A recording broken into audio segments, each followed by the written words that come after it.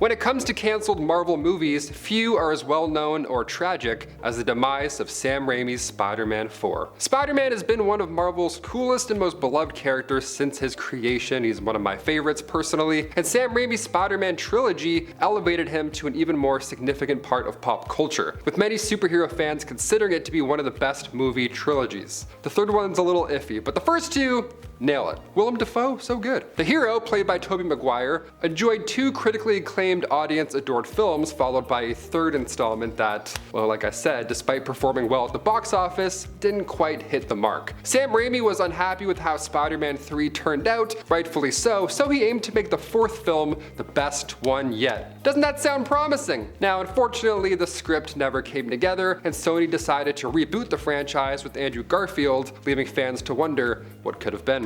As Marvel's first superhero team, the Fantastic Four holds significant historical value. They're pretty old. However, Fox's attempts at a live-action adaptation, they were a bit disappointing. The efforts culminated in the failure of Fantastic Four: Rise of the Silver Surfer, which was poorly received by critics and audiences alike, and it struggled to make double its budget at the box office. Before the sequel's release, Fox had already been planning a solo spin-off for the Silver Surfer, one of Marvel's most important and beloved characters. However, when the studio deemed that the Rise of the Silver Surfer had not achieved sufficient box office success, future plans for the franchise, including the proposed spin-off, were immediately scrapped. Though fans had been eagerly anticipating a movie based on one of Marvel's biggest properties, given the disappointing outcomes of the previous two movies, I mean, fair, it might have been for the best. In 2021, fans were treated to Shang-Chi and the Legend of the Ten Rings, a delightfully fun martial arts movie that stands out as one of the MCU's most unique and rewatchable films. That bus fight scene, that's incredible. I want to do that on the TTC every day, but I can't, because I'm not Shang-Chi. What many fans don't know is that Kevin Feige, president of Marvel Studios, he has admitted that Marvel wanted to make a Shang-Chi film for years. They just didn't know how or when. Back in 2001, Stephen Norrington was set to direct an adaptation of the character, and the project died and was revived several times over the years, but Marvel always struggled to secure funding, believe it or not. As a result, The Hands of Shang-Chi, Master of Kung Fu never got made. What an amazing title too. A bit wordy, but you would have had us. This changed when fans finally got to see Simu Liu's fantastic take on the hero, making the long wait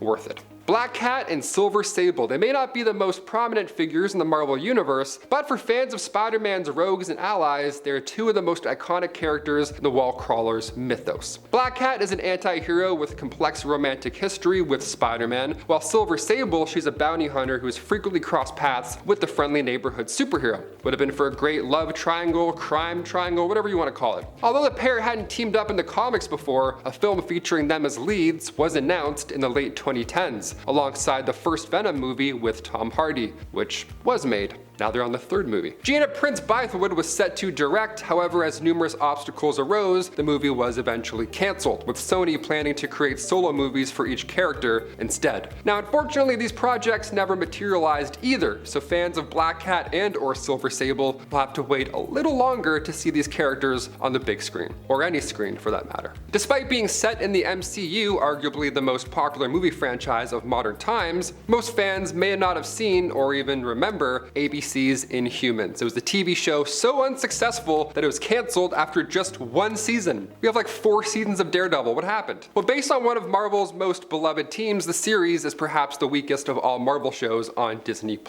Originally, Inhumans was supposed to be a movie, believe it or not, which fans agree would have been a much better way to introduce these characters into the franchise. However, Marvel eventually decided it would be less risky to produce a television series instead, resulting in, well, this. Fans knew something exciting was in the works when The Amazing Spider-Man 2 rolled the credits, alright? The credits hinted at the prospect of the Sinister Six, which is a team-up of Spider-Man's mightiest foes entering the franchise. This would have been amazing. I was really pumped for this. Even though the film itself wasn't particularly well received at the time, of course, No Way Home helped clean that wound, the idea of the big screen portrayal of Spider-Man's most infamous villain team, that was thrilling. That had tickets already in my mind. But Sony had big plans for their interconnected universe, including a Sinister Six movie directed by Drew Goddard. However, with the disappointing performance of Andrew Garfield's second outing as Spider-Man and the studio's strategy shift, the movie never took off. As Sony's Spider-Man universe continues to evolve, there might still be hope for a Sinister Six adaptation.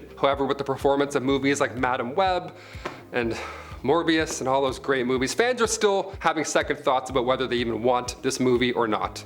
Is it worth the risk? Comment down below. I vote nay. Fox's X-Men from the year 2000 pretty much ignited the flame that became the superhero movie genre in the 21st century. They were the OG. Hugh Jackman was like 21, you know what I mean? The rest of the franchise had its ups and downs, sure, but one of its lowest came in the form of X-Men Origins Wolverine, which some would call one of the worst spin-off movies ever made. I mean, yeah, it's definitely close. It's kind of close. The X-Men Origins concept was planned to be expanded beyond Wolverine's film. The franchise's main antagonist, Magneto, well, he was planned to have a solo prequel explaining how he became Ian McKellen's iconic villain. But due to poor reception of Wolverine, the movie never came to be. They were obviously too afraid to try anything else. Nevertheless, audiences did end up getting a younger version of the character with Michael Fassbender wearing the helmet, and the result was quite extraordinary. From the relatively long Marvel canceled movie lists, this one at least has a happy-ish ending. Although the Amazing Spider-Man movies with Andrew Garfield were never as successful as the trilogy that preceded them, they still have a devoted fan base. It's right here. I'm Team Garfield all the way. As appreciation for Garfield's portrayal continued to grow, the canceled Amazing Spider-Man 3 became an increasingly tragic figure among Marvel's canceled projects. Poor Garfield, he got screwed with this, really. The first installment performed relatively well at the box office, but the second one, that's when things got a little hairy. The second one received a mixed reception from audiences and critics and failed to meet Sony's financial expectations. Yet somehow they're on the third Venom movie. I don't know how that works. These issues led executives to cancel the planned third film, remove Garfield from the role, and approach Marvel for the MCU plans that audiences now know and love. And we got to see a bit more of Garfield too, so that's a little bit of healing. Not enough, but a little bit of healing. Logan, one of the best genre-bending superhero movies of all time and arguably James Mangold's finest film, took the world by storm. R-rated Wolverine movie? Finally, this is what we want. It provided a riveting and emotional farewell to Hugh Jackman's legendary portrayal of Wolverine. Now in the movie, Daphne Keane played X-23, a girl created from Logan's DNA, who accompanied him on this final journey. Now Keane's portrayal of X-23 was surprisingly amazing and endearing. It was her first movie ever and she knocked it out of the park, leading fans to clamor for more of her character. And that's exactly what was planned. A spin-off film about X-23 was reportedly being considered, but it's widely believed that the Disney-Fox deal killed the project. That makes sense. Now we have Deadpool and Wolverine with Daphne Keane. Given that years have passed with no news about it, it seems likely that this unfortunate circumstance led to this Marvel movie's cancellation. But now we have Deadpool and Wolverine, where we know Daphne Keane is back as X-23, Hugh Jackman's back as Wolverine, and now we got Ryan Reynolds to talk shit the entire time. What more could you want, right? Talk about a happy ending. Thanks for joining us on Top 10 Nerd. I've been your host, Taylor McWaters, and we'll see you next time.